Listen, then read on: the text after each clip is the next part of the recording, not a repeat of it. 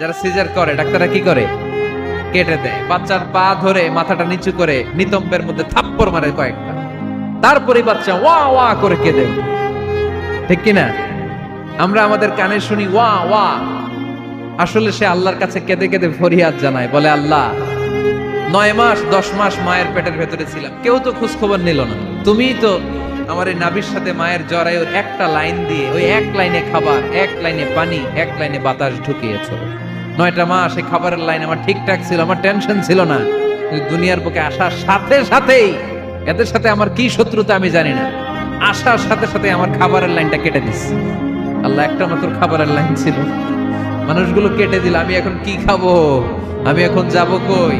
আল্লাহ বলে কাঁদিস না, 8 মাস যেমনি খাওয়াইছি এখনো খাওয়াবো। সুবহানাল্লাহ পড়েন।